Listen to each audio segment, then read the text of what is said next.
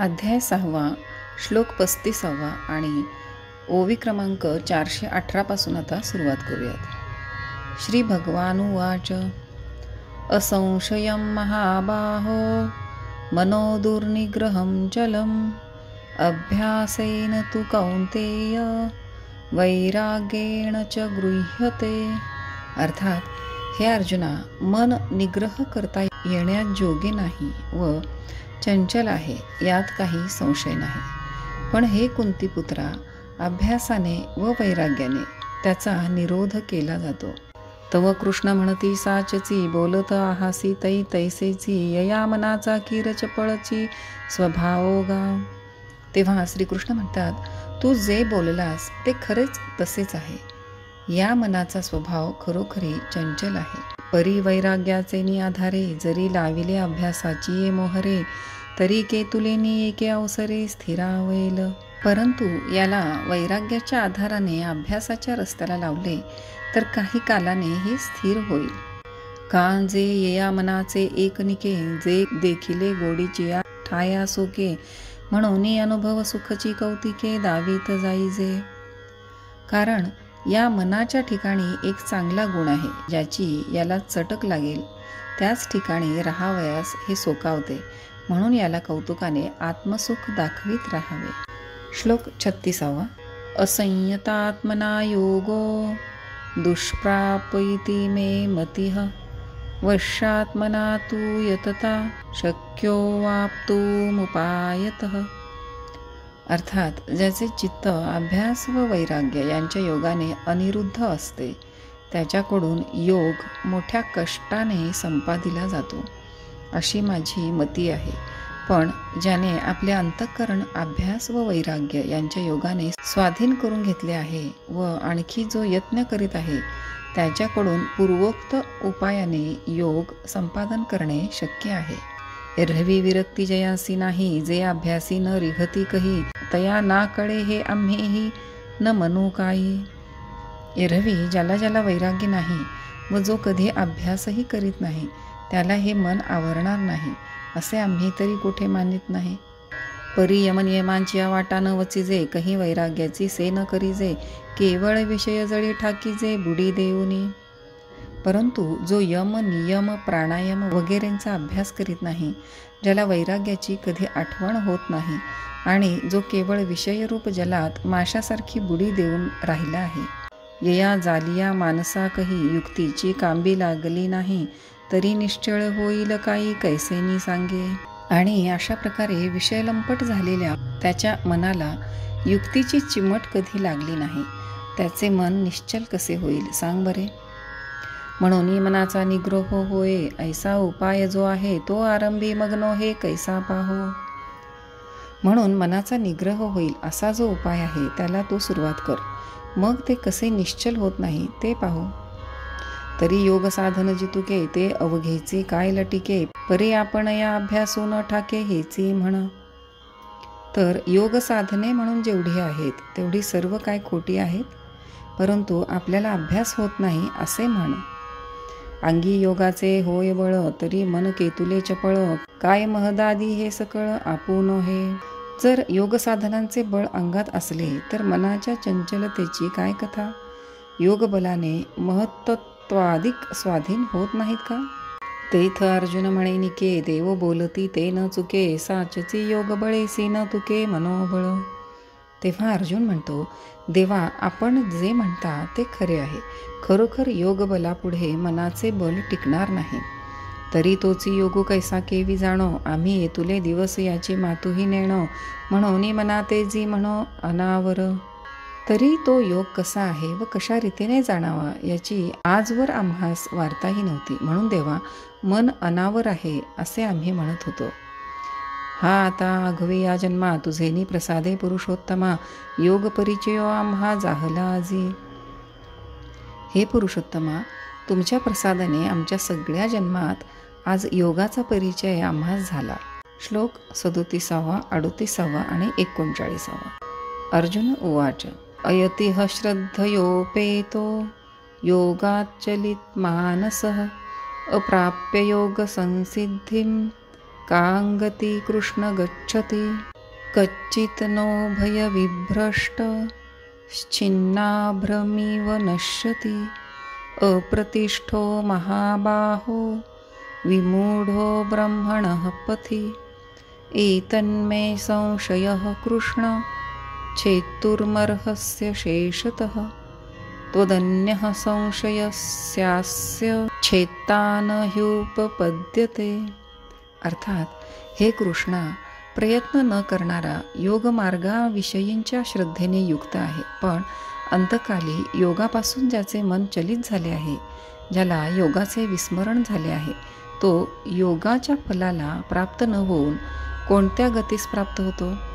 हे महापराक्रमी कृष्णा, कर्ममार्ग व योगमार्ग या दोन्ही मार्गांपासून विभ्रष्ट झालेला, भ्रंश पावलेला, त्यामुळे निराधार झालेला, ब्रह्मप्राप्तीच्या मार्गात अत्यंत मूढ झालेला तो आपल्या आधारापासून तुटून निराळ्या झालेल्या अभ्राप्रमाणे नाश तर पावत नाही ना? कारण हे कृष्णा, माझ्या या संशयास पूर्णपणे तोडण्यास, संशय घालविण्यास तू योग्य आहेस. या संशयाचा छेद करणारा तुझं वाचून दुसरा कोणी संभवत नाही. परी आणिक एक गोसाविया मज संशयो असे साविया, तो तू वाचून फेडावया समर्थो नाही. परंतु हे प्रभो, आणखी एक संशय सहज निर्माण झाला आहे, तो फेडण्यास आपल्याशिवाय दुसरा कोणीही समर्थ नाही. म्हणून सांगे श्री गोविंदा, कवण एकू मोक्षपदा झोंबत होता श्रद्धा उपाये विण. म्हणून गोविंदा, मला सांग की कोणी एक मनुष्य मोक्षप्राप्तीकरिता भक्तियुक्त अंतकरणाने उपायाशिवाय इच्छा करीत होता. इंद्रिय ग्रामोनी निघाला, असतेच या वाटे लागला, आत्मसिद्धीची या पुढीला नगरा यावया. इंद्रियरूपी गावांहून निघून मोक्षरूपी गावात जाण्याकरिता तो भक्तिरूप मार्गाला लागला. तव आत्मसिद्ध न ठकेची आणि मागुते न येववेची, ऐसा असतू गेला माझारीची आयुष्य भानू. तो मोक्ष प्राप्त होत नाही आणि परतही येववत नाही. अशा स्थितीत त्याचा आयुष्यरूपी सूर्य मध्येच मावळला. जैसे अकाळी आभाळ आळूमाळू सपातळ, विपाये आले केवळ वसेना वर्षे. सहज अकाली आलेला लहान पातळ ढग ज्याप्रमाणे टिकत नाही व वृष्टीही करीत नाही, तैसी दोन्ही दुरावली, जे प्राप्ती तव अलग ठेली आणि अप्राप्ती ही सांडवली श्रद्धा तया. त्याप्रमाणे ज्याला दोन्ही अंतरली, म्हणजे मोक्षप्राप्ती तर दूरच राहिली आणि श्रद्धेमुळे सोडलेल्या संसारासही तो मुकला. ऐसा दोला अंतरला काजी, जो श्रद्धेच्या समाजी, बुडाला तया होजी कवण गती. असा दोन्ही गोष्टींना जो मुकला परंतु भक्तीत निमग्न झाला, त्याला कोणती गती प्राप्त होते ते सांगा. श्री भगवान उवाच. श्लोक 40.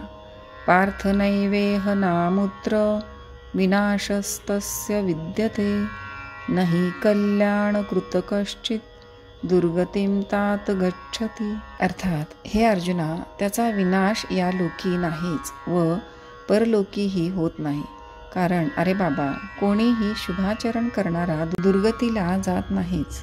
तेव्हा कृष्ण म्हणती, पार्था, जया मोक्ष सुखी असता तया मोक्षा वाचून अन्यथा गती आहे गा.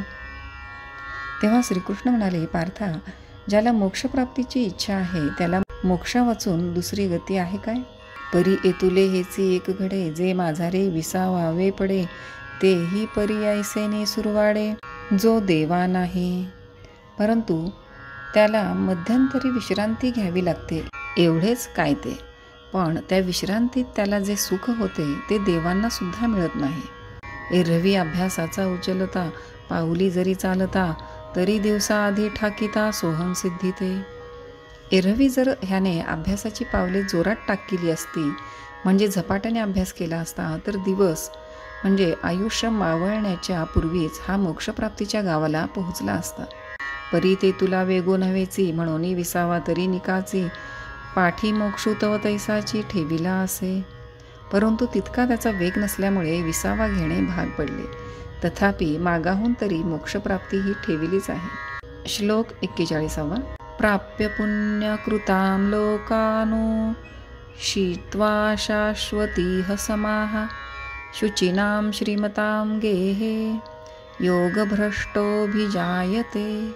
अर्थात, योग मार्गापासून भ्रष्ट झालेला संन्यासी पुण्याचरण करणाऱ्या लोकांच्या लोकास प्राप्त होऊन हजारो वर्षे त्या लोकी राहून शास्त्रोक्त आचरण करणाऱ्या श्रीमंताच्या घरी उत्पन्न होतो.